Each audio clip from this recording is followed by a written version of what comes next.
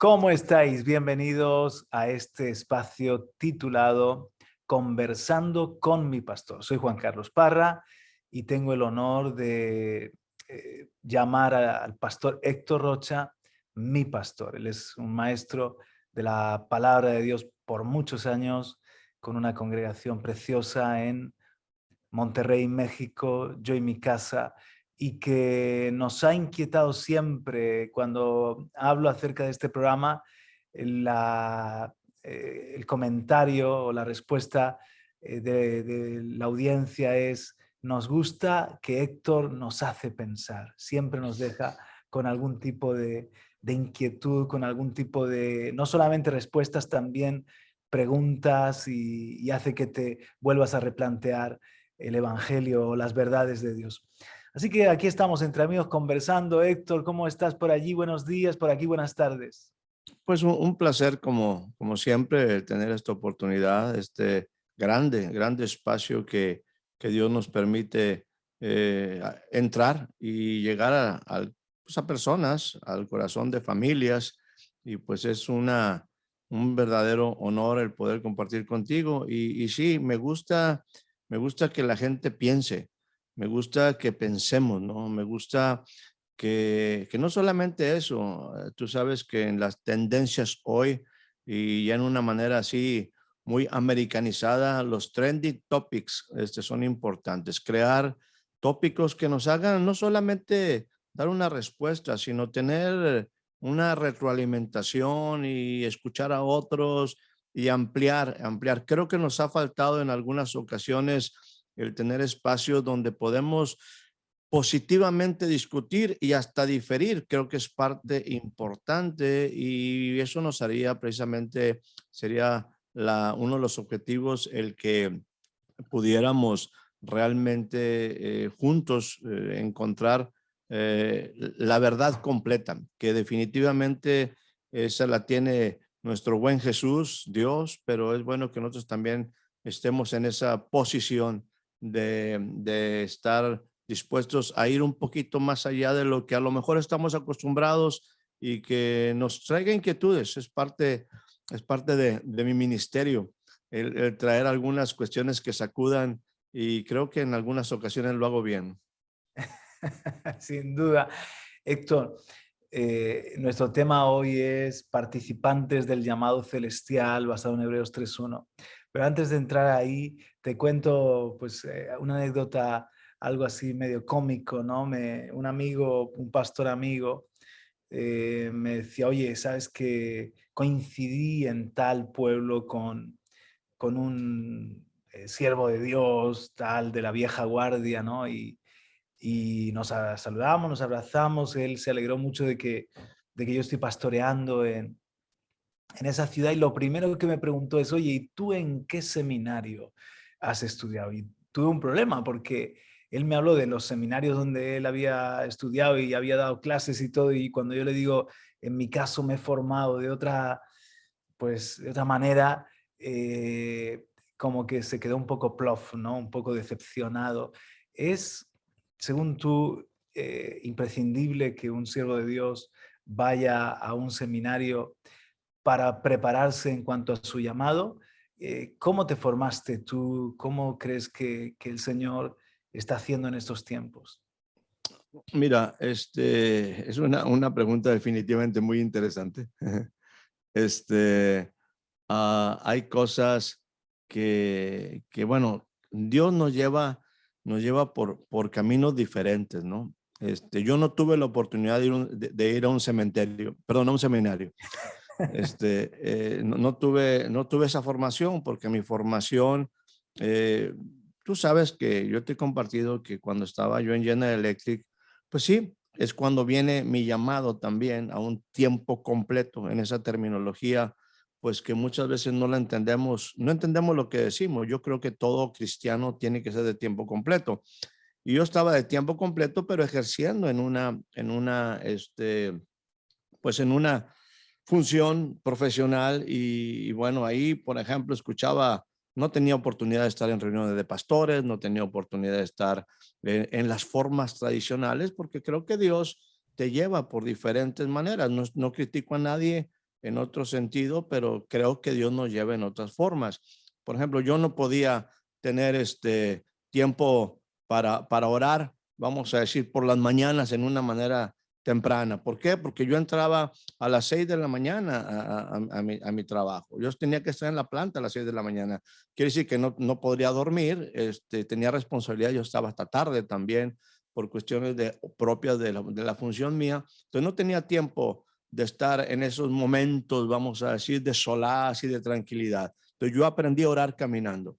Yo en un momento no tenía la oportunidad constante de estar, vamos a decir, expuestos a la palabra. Te estoy hablando nada más y nada menos que hace más de 28 años. Entonces, es más, te voy a decir una cosa, 40 años atrás.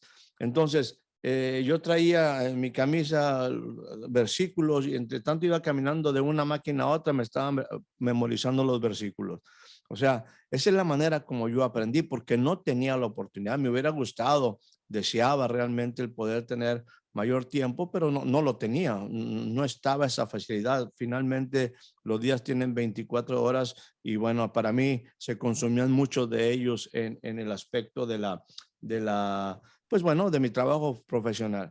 Pero ¿qué es lo que pasaba, siervo? Que de repente, pues estábamos en alguna reunión que tenía yo oportunidad y ¿qué es lo que sucedía? Que al siguiente día, quizá le estaba hablando algún pastor de esos de otra manera, de otra línea, y eran las 9 de la mañana y las 10 de la mañana y no se levantaban todavía. ¿Por qué? Porque se habían desvelado en una velada. Yo me desvelaba en la velada, pero tenía que estar en la mañana trabajando. O sea, hay cosas que son diferentes. A una pregunta muy específica, yo creo que los seminarios, que en realidad tú sabes, la palabra seminario viene de semillero, o sea, donde tú estás dando semillas, tienen una problemática y en forma general, y lo digo con respeto, pero se han dedicado solamente quizás a quitarte lo neófito en el conocimiento de la palabra. Eso es lo único que yo puedo ver de algunos buenos seminarios, que te quitan lo neófito de el conocimiento de la palabra. Ahí te enseñan de perdido dónde están jueces, de perdido dónde está, que por decirlo de alguna manera, que Ageo sí existe, ¿verdad? O sea, que sí es cierto que está ahí en la Biblia. Pero creo que están sumamente limitados, sumamente limitados. Si yo me voy, por ejemplo, a lo que yo considero es un seminario, una escuela de aprendizaje, me tendría que ir a lo que el apóstol Pablo le recomienda a Tito. Por ejemplo, dice, el que en un momento alguien quiera ser obispo, pastor, tener un ministerio, es buena cosa, es algo perfecto. Algo similar dice a Timoteo, ¿verdad? O sea, es buena cosa desea. Dice, pero es necesario que el obispo, el obrero, el pastor, el ministerio sea irreprensible. Como administrador de Dios, en un seminario no te enseñan administración. Que no sea soberbio, que no sea iracundo, que no sea muy dado al vino, poquito vino, nada más lo necesario. O sea, todo ese tipo de que sea hospedador, que sea amante de lo bueno, que sea, bueno, todo aquello que te habla de vida, y los seminarios no enseñan vida, te enseñan la palabra, te enseñan historia, te enseñan cosas acerca de lo que es el evangelio, te enseñan a evangelizar, pero no te enseñan vida, no te enseñan a vivir. Y esa es una de las problemáticas. Creo que el seminario es bueno, pero está limitado solamente a una área de las muchas que necesita un siervo de Dios. ¿Y cuál sería entonces el modelo bíblico de formación de obreros, de reproducción ministerial según tú? Pues muy sencillo. Yo creo que otra vez tenemos el ejemplo de un Pablo con Timoteo. Y tú, bueno, ahí es una de las cosas que más me pegan en un momento, es decir, me pegan, me afectan, cuando yo leí lo que Pablo, cómo Pablo se refería a Timoteo. Dice, les envío a Timoteo, verdadero hijo en la fe. O sea, es un hijo. Dice, porque este es alguien que ha servido conmigo en el evangelio. Para mí, hay que juntar un buey viejo con un buey joven. Tenemos que tener una paternidad, tenemos que estar sirviendo. Por ejemplo, te decía que, o más que todo mencionaba como Pablo ahí dice, en una manera que para mí es lamentable, dice, porque todos buscan lo suyo propio, no lo que es de Cristo. Esas son las cosas más tristes que yo he leído en la palabra. Pablo dice, hay pocos como Timoteo. Hay pocos que han servido como él. Por eso no encontraba a nadie a quien mandar más que a Timoteo, porque hay muy poquitos como él. Creo Qué, que la gente qué interesante, necesita, qué perdón. interesante que dice ahí, un paréntesis, dice, a nadie más tengo del mismo sentir mío. Claro, Entonces, ya no es solamente de la misma doctrina mía, sino que la palabra sentir nos remite a un alma, a un corazón, a una visión, a una actitud en cuanto a la vida, al servicio, a la iglesia, al ministerio. Entonces, ese es un problema, porque aún Jesús le dijo a sus discípulos, después de un tiempo caminando con ellos, a los boanerges, los hijos de Dios, no sabéis de qué espíritu sois. O sea, oh, sí. en este sentir no me vais a poder representar. Tenéis que captar la compasión que arde en mi corazón o el fuego que hay en mi misericordia. Todo esto tiene que ser mi sentir también, vuestro sentir, ¿no? Claro, Pablo por ahí también en alguna de las expresiones dice, me es justo deciros o decirles lo que ustedes, lo que les voy a decir, porque les tengo en el corazón. O sea, hay una identidad, hay una empatía, hay realmente una vida de corazón a corazón. Y te mencionaba, por ejemplo, en el Antiguo Testamento tú ves a un Josué que literalmente el proceso de la vida de Josué inicia, y me gusta utilizar con la EC, no con la C, ¿verdad? Sino dice Josué que es servidor de Moisés. Es un servidor. De hecho, él está ahí para lo que Moisés necesita. Moisés posteriormente, cuando llega en el proceso de estar caminando Josué con Moisés y Moisés con Josué, hay un momento donde Josué se constituye en sucesor de Moisés. Primero es un siervo, literalmente, aquel que le traía el agua, aquel que tenía toda la responsabilidad de servir a Moisés. Sí, Y sí. luego se constituye en sucesor de Moisés, para Mm, que después llegue a ser un siervo de Dios. de Dios. Tremendo. Entonces, para mí, esos son los procesos que muchas veces no los, vamos, generalmente no los seguimos. Entonces, sí, hay muchas cosas, insisto, hay seminarios que pueden ser interesantes, pero insisto que solamente están enfocados a una sola área, y es quitarte lo neófito, porque no debemos de ser neófitos en el conocimiento de la palabra, pero el carácter no se desarrolla en un seminario.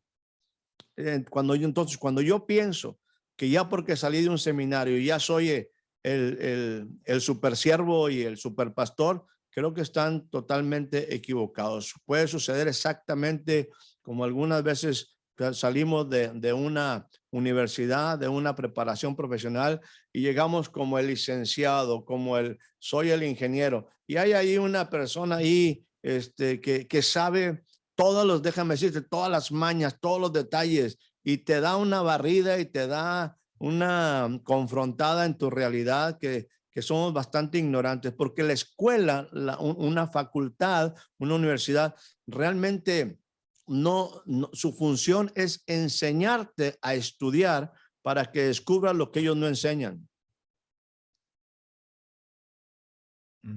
Qué bueno, así es. Entonces, todo ese tipo de cosas creo que tienen que tener una aplicación mucho mayor en el sentido de la vida cotidiana. E insisto, por ejemplo, en un seminario no te enseñan a ser marido de una sola mujer. en un seminario no te enseñan en un momento administración. O sea, creo que tiene que ser mucho más amplio. Y bueno, y todo ello está en la palabra. El problema es que solamente nos enfocamos quizás a plantación de iglesias, quizás a evangelismo, quizás a misiones, pero no al desarrollo de la familia, no al desarrollo del carácter. Entonces, para mí, lamentablemente, vamos, lo recomiendo solo si tienes entendimiento de sus grandes limitaciones. Como parte de un todo, como parte de... Y en ese sentido, usando el símil de el útero, un lugar de formación, de vida, creo que la iglesia local y la correcta relación con nuestros propios Pablos, nuestros propios Moisés, nuestros propios mentores, pastores, hermanos mayores, como quieras llamarlo, eh, eso se convierte en un útero de Dios, donde va formándonos Claro. en la relación a impartición, incluso el trabajo nos va formando, la familia nos va formando, en fin, todas esas experiencias a veces de desierto, de quebrantamiento a las que el Señor nos lleva para que sean yunque y martillo, hasta que Dios, que el Señor finalmente no forma a dos vasijas igual, tiene una obra muy específica y preciosa con cada uno, pero quizás el pasar por un instituto bíblico, seminario, puede ser parte para eso, para incorporar a tu formación una serie de habilidades, de conocimientos, de capacidades, pero tiene que estar ese otro útero, ¿no? También. Mira, yo obviamente no fui a un seminario. De hecho, sin embargo, Dios me ha dado el privilegio de ir a enseñar a seminarios, cuando yo nunca he estado en un seminario. ¿Y por qué? Porque obviamente en este aspecto mi manera de pensar, mi manera de ver las cosas, pues sí trae inquietudes, sí trae y no es porque yo sea bueno, sino porque así Dios me ha formado a mí Claro. en ese aspecto.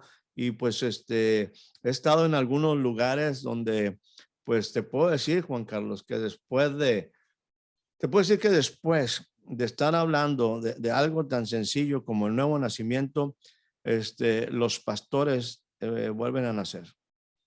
Wow. O sea, cuando yo enseño, por ejemplo, en el diálogo entre Jesús y Nicodemo, desde una perspectiva diferente, desde la perspectiva del reino, me ha tocado en 2 ocasiones estar con pastores en seminarios ya, vamos a decir, no solamente de formación pastoral inicial, sino en seminarios, y los pastores acaban entregándose otra vez al Señor. Gloria a Dios. Este, y pues bueno, básicamente es tratando de entender otra vez lo que Dios quiere para con nosotros. Ahora, la iglesia local, una cosa bien importante, la iglesia local. La iglesia local tiene que tener otra estructura o déjame decir de esta manera, sería más correcto. La iglesia local tiene que ampliar su estructura Ajá. de enseñanza, porque tristemente nosotros, está escrito, ¿no? Nosotros vamos a ponerlo, nosotros nos multiplicamos en la manera como somos. Si yo soy muy dado a la palabra, esa iglesia va a estar en un momento pues enfocada a la palabra, va a estar buscando, vamos enfocados al estudio de la palabra, a la aplicación de la palabra, y ahí se puede centralizar toda la vida de esa iglesia local. Ajá. Si yo no soy muy músico, hay iglesias que son muy músicos, pues bueno, no, voy a estar fuerte en la enseñanza, pero débil vamos a decir, en el aspecto de alabanza y de adoración. Quizás si yo no soy profeta, entonces obviamente voy a estar debilitado en el área profética. Pero es que la iglesia local tiene que tener un balance.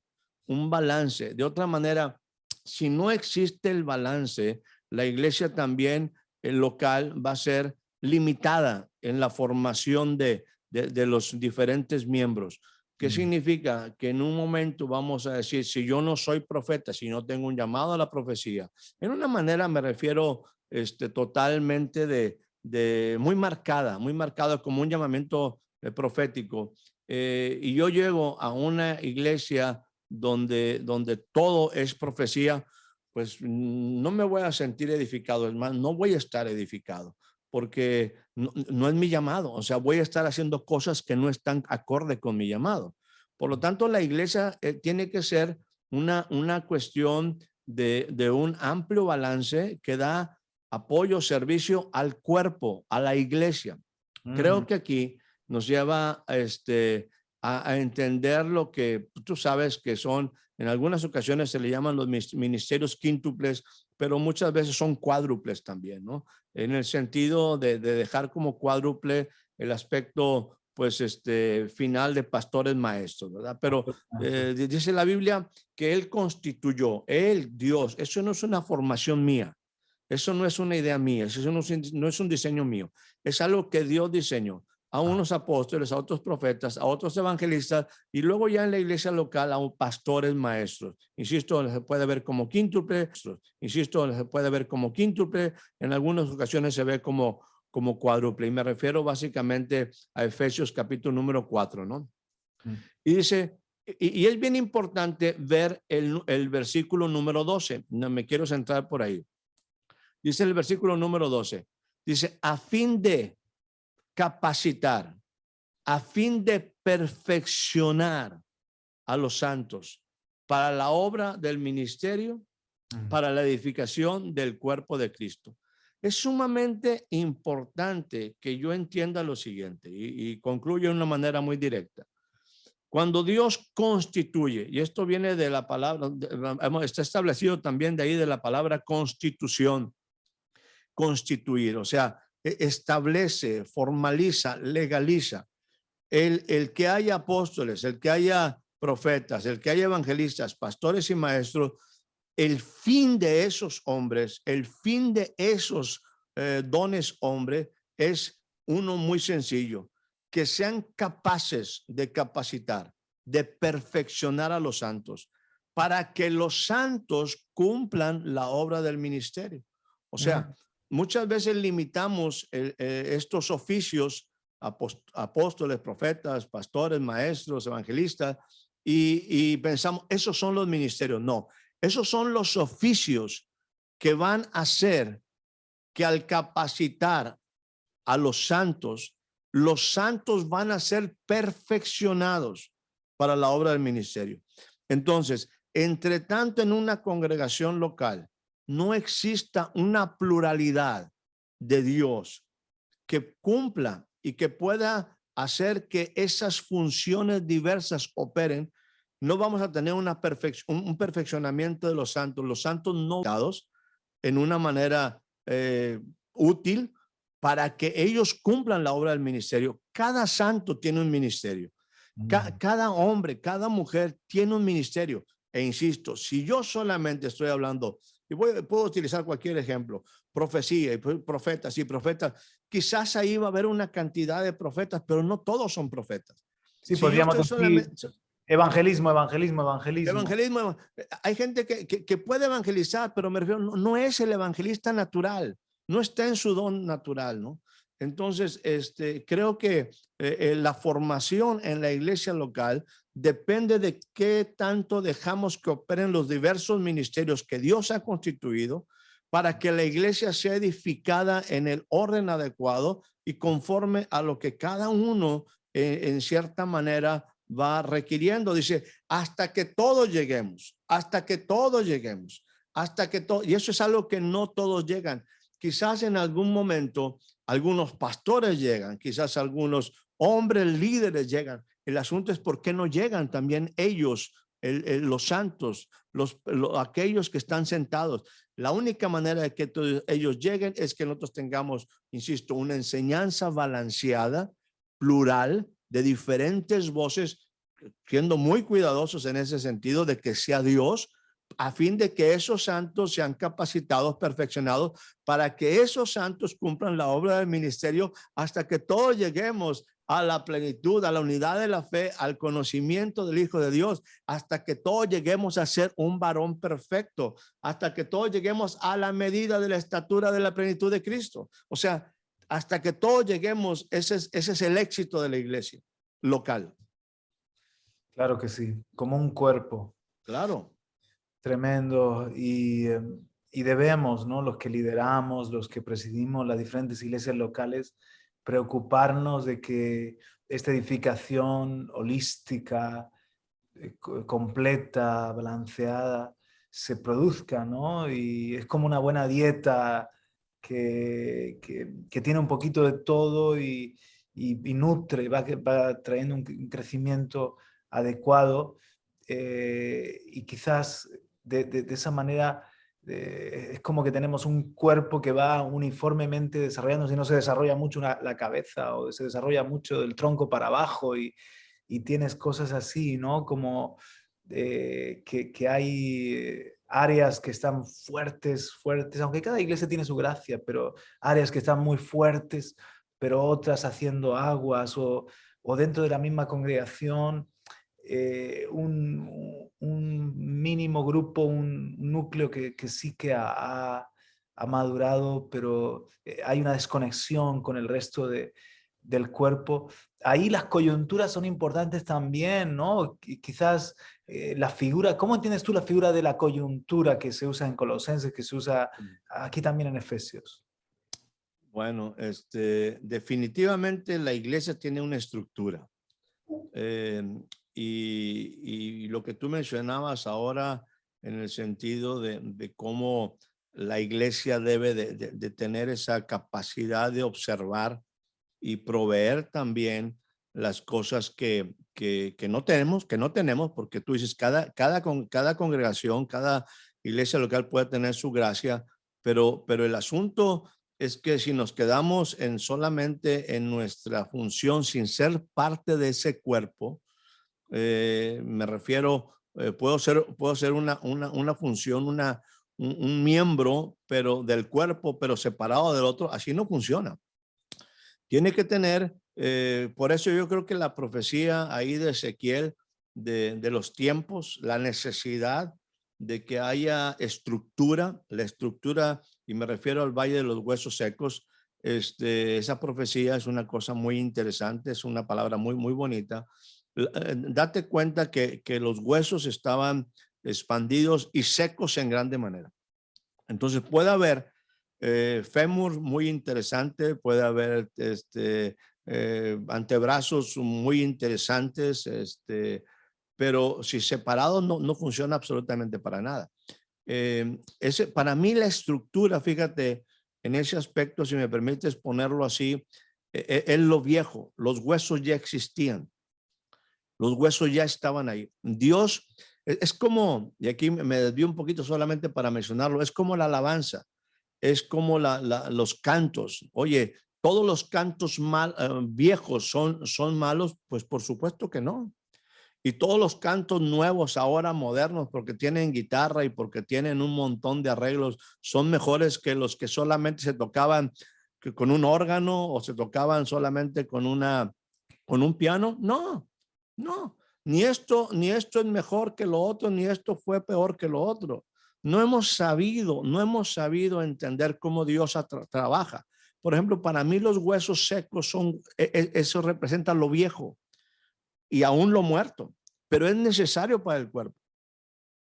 Y luego viene, cuando viene la palabra de Ezequiel, oye, ¿tú crees que estos huesos van a vivir? Pues así solitos no, o sea, separados no. ¿Y qué es lo que sucede? Que vienen donde el cuerpo, las coyunturas se unen con sus coyunturas, cada hueso con su hueso. En ese aspecto yo creo que si lo pongo, por ejemplo, en el brazo, pues este hueso de mi clavícula, de mi brazo, pues no va a estar unido con el hueso de mi pie derecho. Yo tengo que entender que hay gente cercana a mí. Yo tengo que saber cuál es el hueso cercano a mí. No me puedo unir a cualquier hueso. Claro.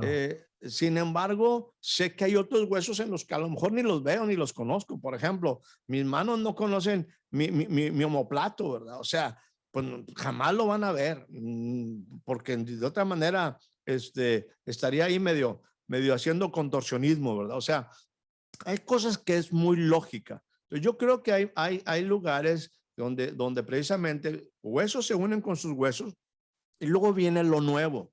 Y luego viene lo nuevo. Todo lo que son los tendones, los nervios, todo lo que son la carne, la piel. Y Se creó nuevo. finalmente lo que le da vida a todo eso, viejo y nuevo, es el Espíritu de Dios. Entonces, el Espíritu de Dios es capaz de unir lo viejo con lo nuevo.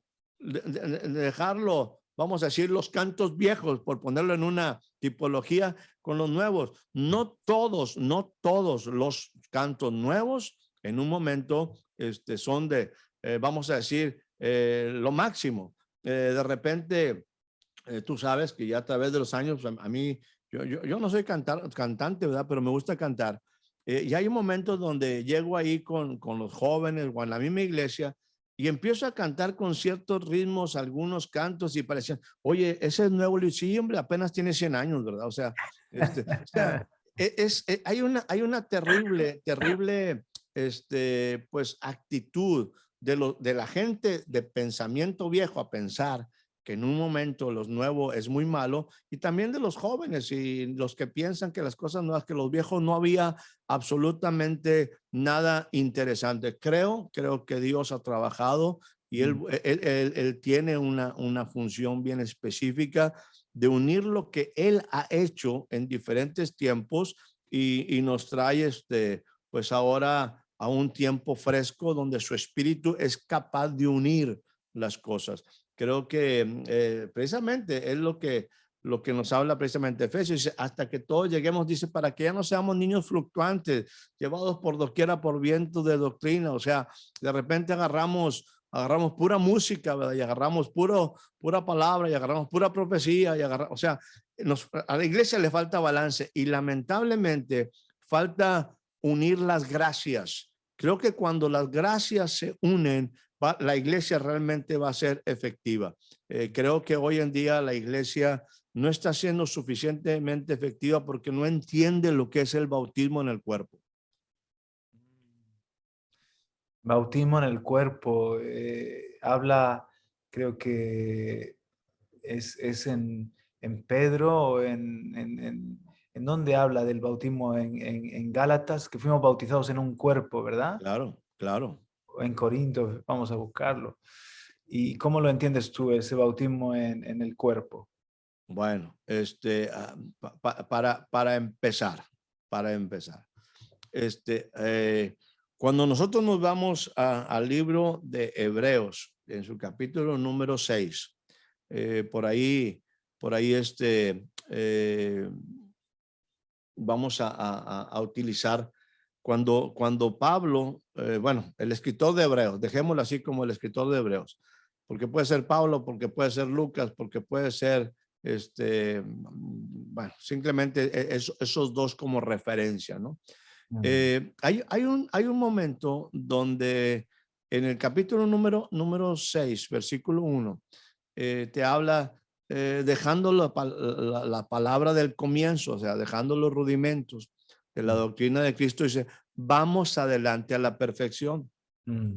Y dice, no echando otra vez el fundamento, estoy diciéndolo de memoria, no echando otra vez el fundamento del arrepentimiento de obras muertas, de la fe en Dios. Y vamos a Hebreos capítulo número 6, versículo 1.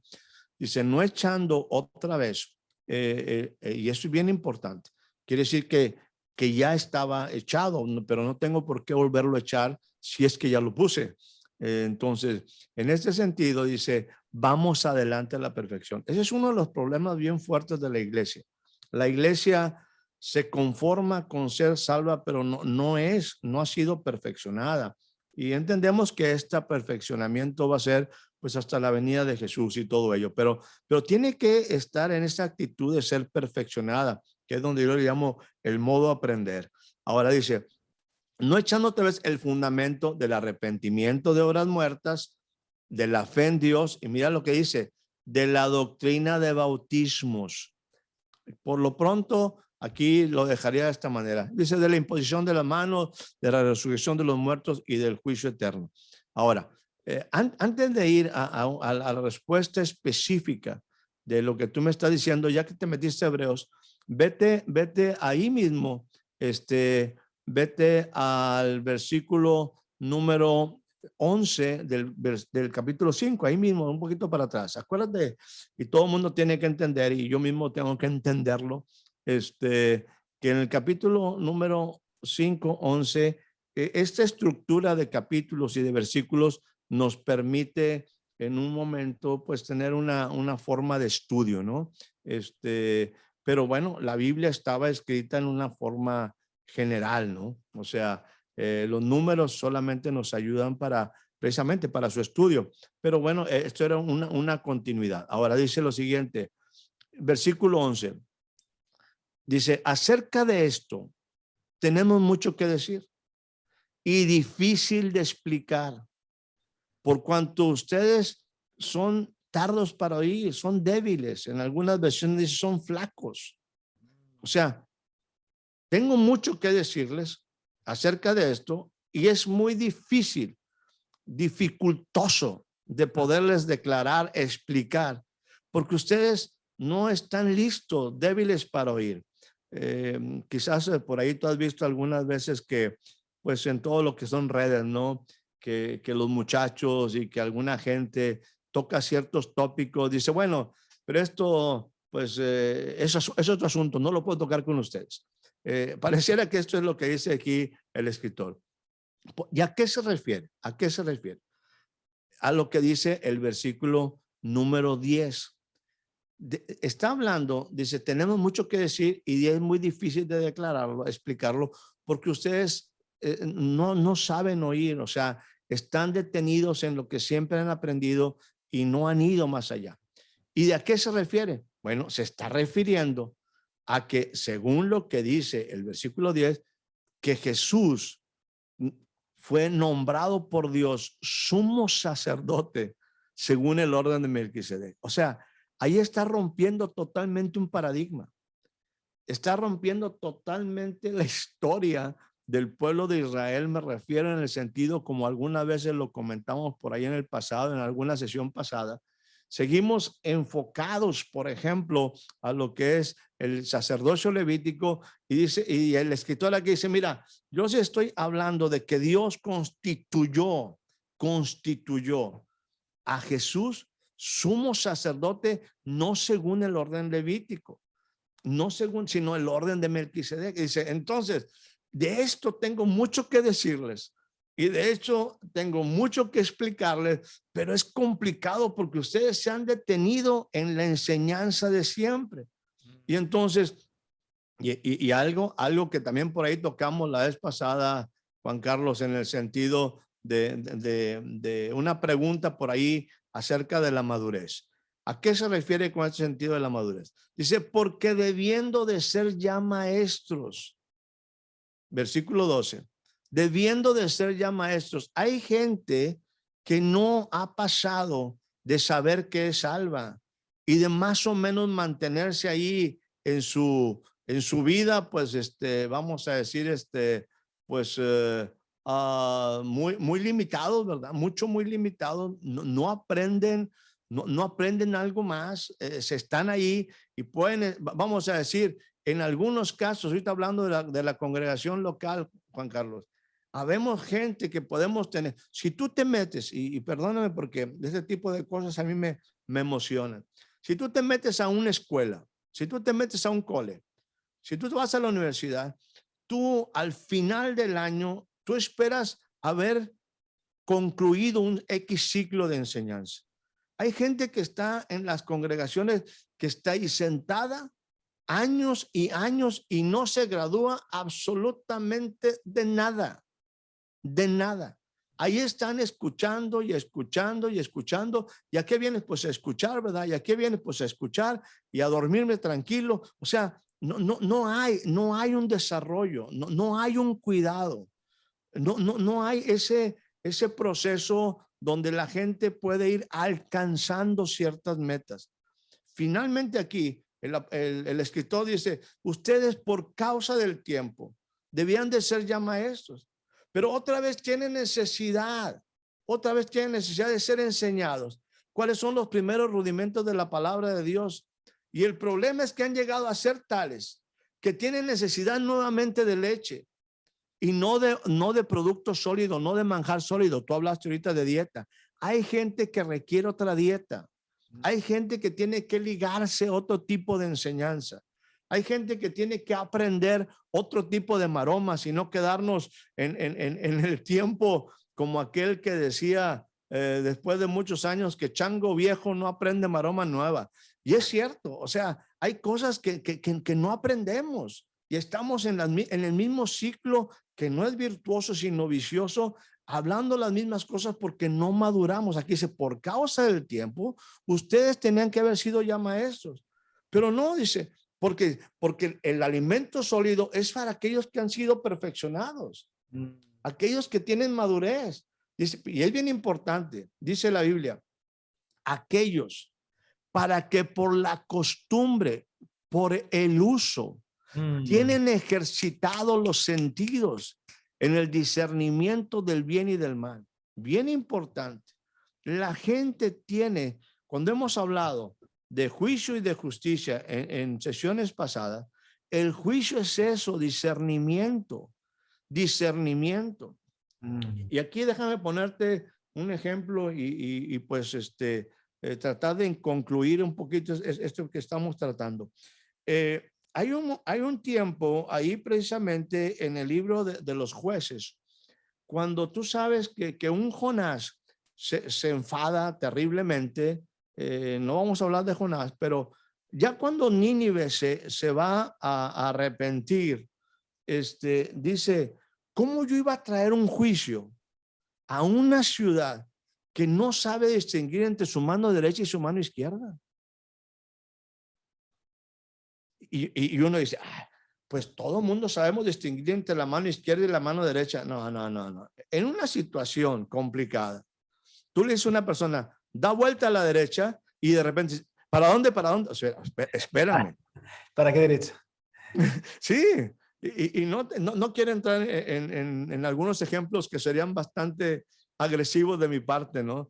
Pero le dice, a la derecha, ¿qué me dijiste? ¿Derecha o derecho?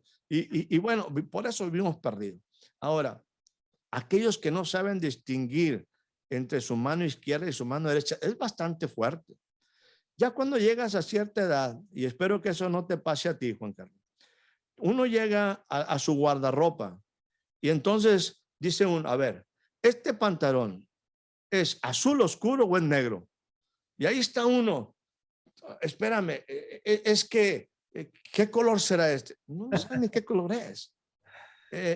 Hoy en día, y tú sabes que no me gusta meterme en la política, pero dime, ¿cuál es la diferencia entre un socialdemócrata, un ultraderecha, un social y realmente comunista? O sea, la gente no sabe decidir.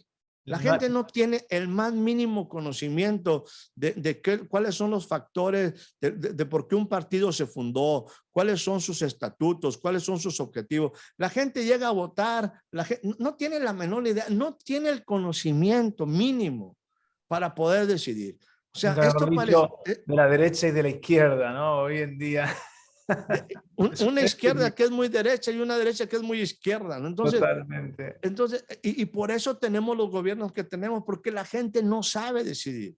Lo que está diciendo también el Señor a través de este ejemplo de Nínive, dice, ¿cómo yo voy a condenarlos si entre ellos, entre su mano derecha y su mano izquierda no saben ni decidir? Entonces, no hay discernimiento. Esto es lo que dice aquí el escritor de Hebreos. Dice, el asunto es, no tienen la costumbre, no tienen los sentidos, el espíritu ejercitado en el discernimiento del bien y del mal. Cuando tú llegas con un joven, después de estar enseñando, le dices, oye, no es bueno que tomes tanto alcohol. Y te dice, ¿por qué? Olvídate.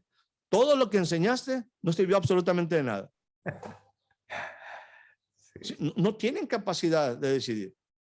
O sea, insisto, estuviste hablando sobre el alcohol o cualquier otro tópico ahí importante. Claro. De la importancia de, y cuando tú le dices, oye, ¿por qué hiciste eso? ¿Y cuál es el problema? Pues que sí que no aprendió absolutamente nada. Claro. Tienes que volverte a sentar y tienes que volverle a enseñar los principios o los por qué de la pregunta tuya. Por ahí, no sé si te llegó, acabo de hacer una de esas cosas que mando ahí como una reflexión. Yo ponía por ahí, lo intenso de ciertas preguntas directas solo es rebasado por la grandeza de un propósito eterno. Lo intenso de ciertas preguntas directas solo es rebasado por la grandeza de un propósito eterno. Y aquí ponía 2 o 3 preguntas. ¿Dónde estás tú? Esa es de las primeras preguntas, para mí que es la primera o la segunda que aparece en la Biblia. ¿Dónde estás tú? ¿Dónde estás tú? En el Antiguo Testamento es esa pregunta donde encontramos al hombre después de haber cometido el error, después de haber fallado, y se le hace una pregunta, ¿dónde estás tú? Una pregunta directa.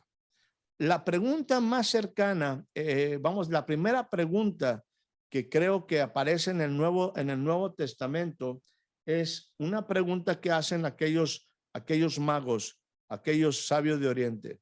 ¿Dónde está el rey? ¿Dónde está el rey? Esas dos preguntas, así, la Biblia está llena de preguntas.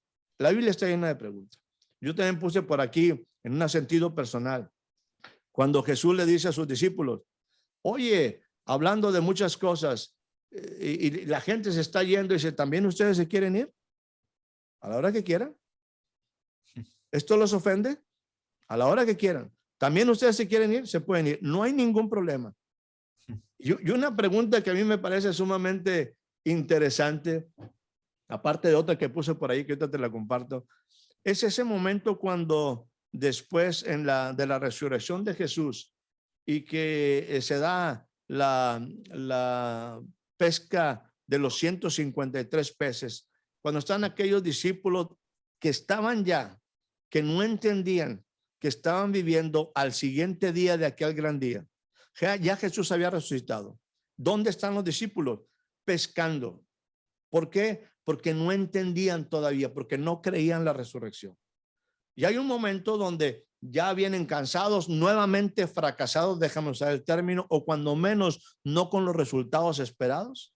¿Por qué? Porque no pescaron nada y escuchan la voz de un extraño. Esa voz de un extraño le dice, hijitos, y no son capaces de escuchar la palabra de amor, de corazón a corazón. En algunos casos le dice amigos, en algunos casos pues, hay la traducción diversa de muchachos, pero una que es preciosa es hijitos y no se dan cuenta. Son hombres hechos y derechos, no son jovencitos de 15 años, son hombres. Quizás Pedro tenía la misma edad de Jesús, la misma edad por ahí. Y ya dice, echen la red, y bueno, se da la pesca maravillosa. Y llegan y se dan, Juan se dice, es el maestro, y Pedro se avienta con toda su ímpetu, como siempre, no dice que llegó antes, pero se aventó, ¿verdad? Los demás llegaron sin mojarse, pero llegó todo mojado, pero llegó. ¿Y qué es lo que pasa? Ya después de que hay ese momento, ese ambiente que yo les llamo ambientes de reino, cuando llegas y está una mesa servida, un pescado a las brasas, asadito, y pan, y una hoguera en una madrugada, es algo precioso. Es algo precioso. Y ahí está Jesús.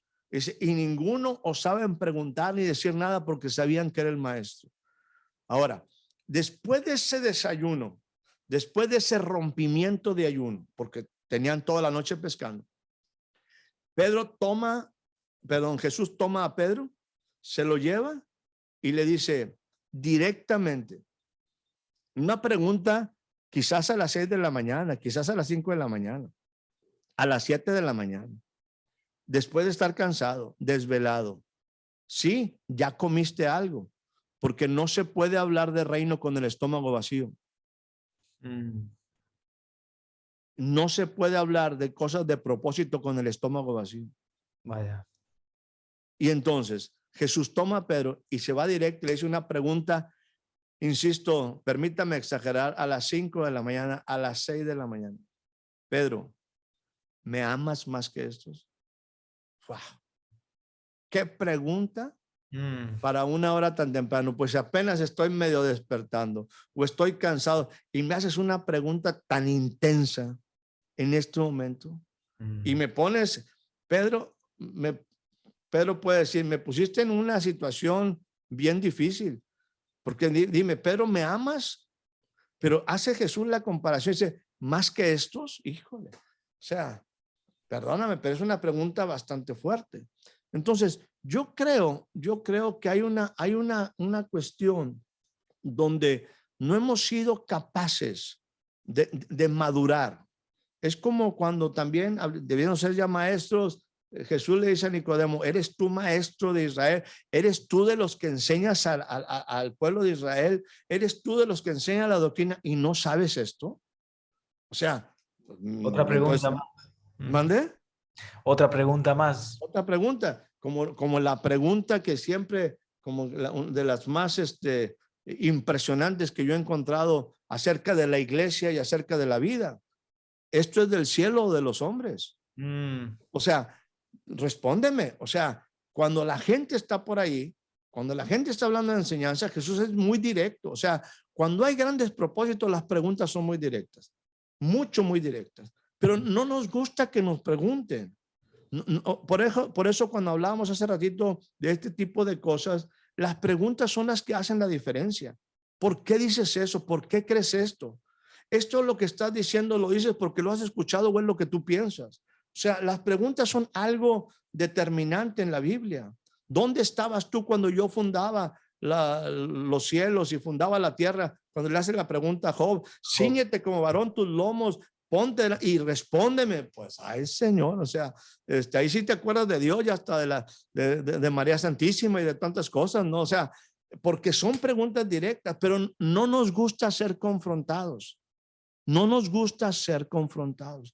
No nos gusta que se nos pregunten las cosas. Ahora, para concluir, todo esto que te pongo aquí, este es el contexto. Dice, dejen entonces los rudimentos de la doctrina, de la enseñanza de Cristo. Dejen entonces los comienzos de la doctrina de Cristo y vamos adelante a la perfección.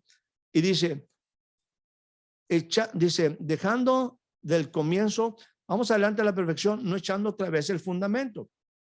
Dice, y esto haremos si Dios lo permite. Ahora, tú hiciste una pregunta muy interesante, como siempre, acerca del bautismo, de los diferentes bautismos, bautismo en su muerte. Mira lo que dice en el versículo 4 del capítulo 6. Porque es imposible que los que una vez fueron iluminados, gustaron el don celestial y fueron hechos partícipes del Espíritu Santo. Estoy leyendo Hebreos 6, capítulo 6, versículo 4. Dice, gustaron del don celestial y fueron hechos partícipes del Espíritu Santo. Asimismo, gustaron la buena palabra de Dios y los poderes, las virtudes del siglo venidero. O sea, es bien importante. Gente iluminada. Sí. Gente que ha tenido, que sus ojos del entendimiento han sido alumbrados. Esos son los iluminados. Ahora, aquí habla de ser partícipes del Espíritu Santo. ¿Y por qué menciono todo este tipo de cosas?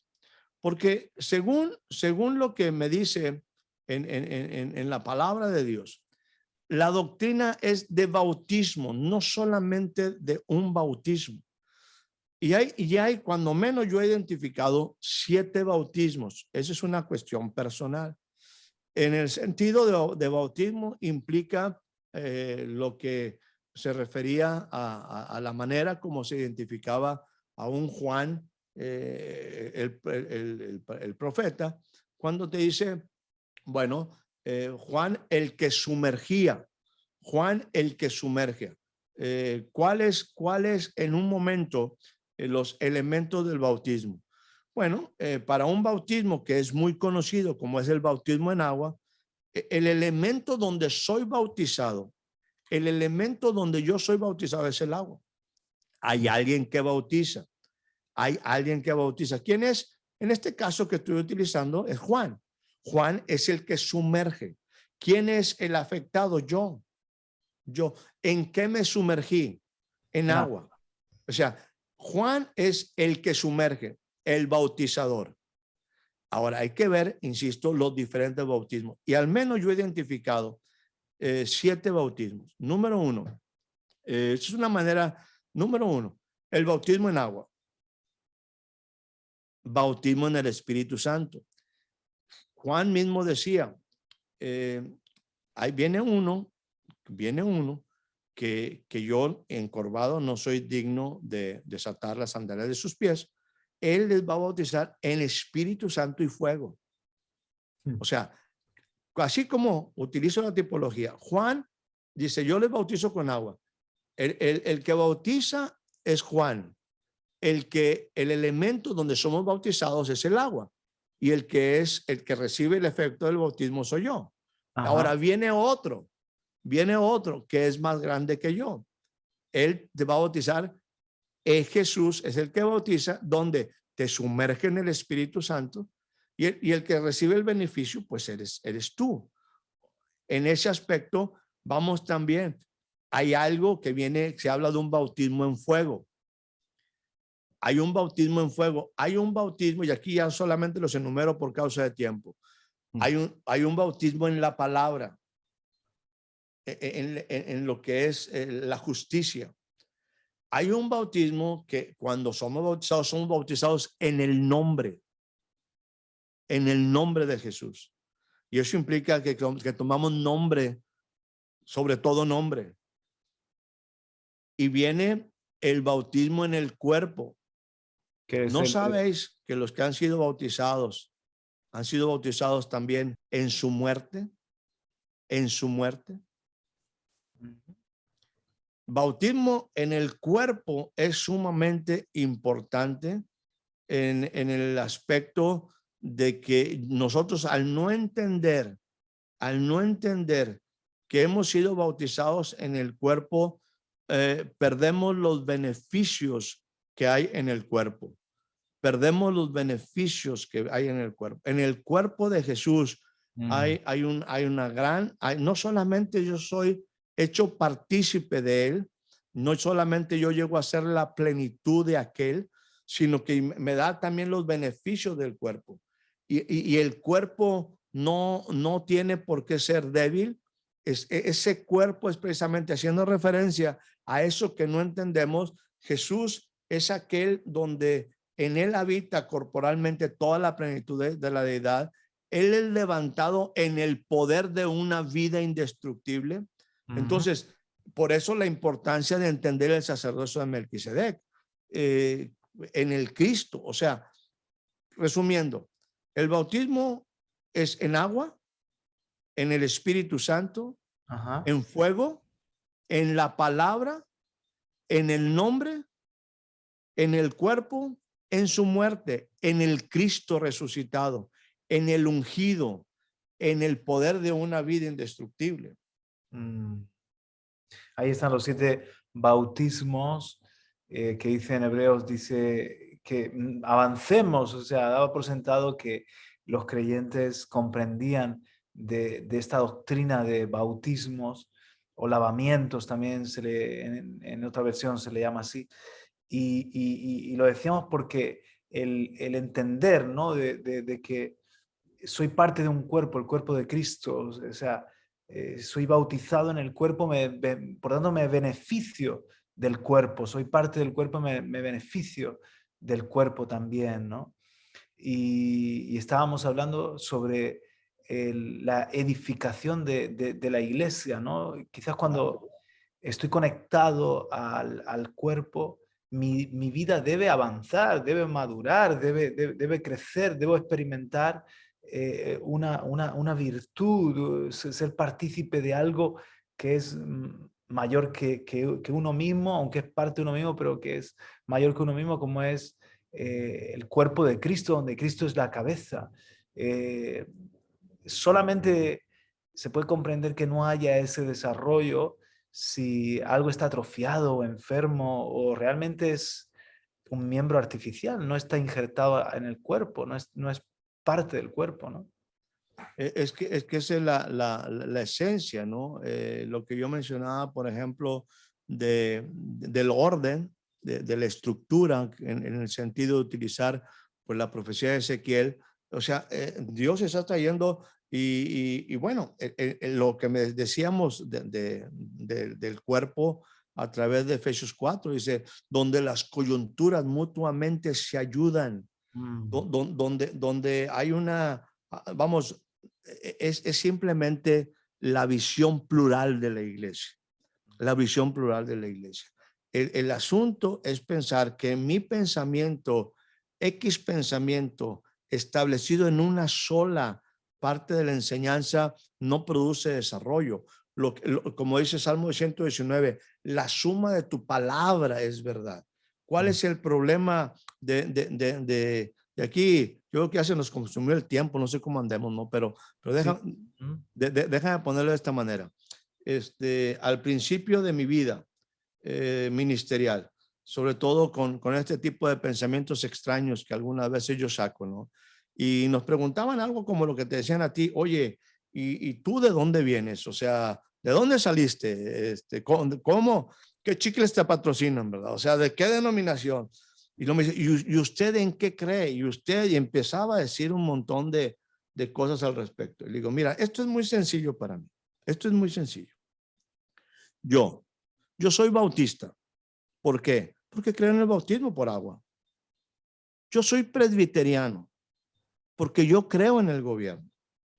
Yo creo en las asambleas de Dios porque en un momento creo en el cuerpo, creo en los miembros de la iglesia. Asamblea, ajá. O sea, yo soy adventista porque entiendo que estoy en un reposo. Yo respeto el reposo de Dios, el sábado. Yo soy metodista porque creo en la salvación, porque creo en todo este tipo. Y empecé a decir un montón de cosas, como sabes que me conoces. Déjame decirte, yo soy católico, soy apostólico, no soy romano, Soy no soy romano. Bien claro, soy católico y soy monterregiano. Claro. apostólico. Ahora, déjame decirte, para que en un momento tú te quedes muy claro, yo soy un testigo de Jehová. Yo soy un testigo de Dios. Y también soy de los santos de los últimos días. ¿Por Vaya qué? lío. Porque todo eso está en la palabra. Y yo creo en la palabra. Y como Claro. dijo un buen amigo mío por ahí, cuando él utilizaba estas cosas que yo uso para, pues no sé, para traer algunas cosas de pensamiento a la gente, dice, mire, nosotros creemos en la Biblia, creemos hasta en la concordancia y hasta en los mapas. O sea, si está en la Biblia, yo lo estoy viviendo. O sea, el problema es que usted se quedó en una sola verdad. El problema es que ustedes piensan que están en esa verdad y ahí se han perdido. Claro. Ahí y no han ido más allá. No, Mm. no han podido entrar en ese balance, en esa verdad total, absoluta de Dios. Por Como eso el la cuento, iglesia hoy en día es irrelevante. como el cuento ese de los ciegos palpando el elefante, ¿no? Claro, Y cada uno se había quedado con su versión de lo que era un elefante y era un todo, era, más bien se podían ayudar unos a otros a comprender de qué se trataba lo que estaban palpando y es muy bonito tener esta visión porque si no rompemos estructuras, si no ampliamos, es como que tenemos las orejeras del burro, del caballo, ¿no? Una visión enfocada solamente en una parte y no total, que por otra parte es peligroso. Tú sabes, en el coche, volviendo a la conducción, que ese ángulo muerto te puede ocasionar un accidente. así El no es. ver eso que está ahí al ladito, pero que es real, te puede causar un accidente. Y a veces tenemos ángulos muertos y necesitamos precisamente esas personas que nos ayudan a ver de otra manera, ¿no? Que nos ayudan a pensar de otra manera, a darnos cuenta de ciertas realidades que se nos escapan por nuestra formación o por eso mismo, por las gracias que cada uno tenemos. A lo mejor un evangelista es apasionado en la perdición de las almas, pero con la profundidad de un charco, y entonces viene el maestro y dice, oye, no, pero ¿y qué? Y se salvan, pero ¿para qué? ¿Qué propósito? ¿Y qué estilo de vida? Y entonces llega el apóstol y cada uno da su parte del elefante, ¿no? Su visión que ayuda y que complementa. Y por eso hablar contigo nos edifica, me enriquece, y creo que a la audiencia también. Y nada, Héctor, creo que estas conversaciones deben seguir. En este caso, esta ha sido la número 8, nuestro podcast, vídeo, nuestro programa número 8. Y vamos a por el 9 y a por el 10, y así hablando. Nos hemos dejado ya Hebreos 3.1, participantes del llamamiento celestial, para la semana que viene. Así es, definitivamente, y también llegamos a ser partícipes del Espíritu Santo. Y déjame solamente para dejar un pensamiento para la gente que nos escuche la semana siguiente o en la próxima oportunidad. Lo dejo de esta manera.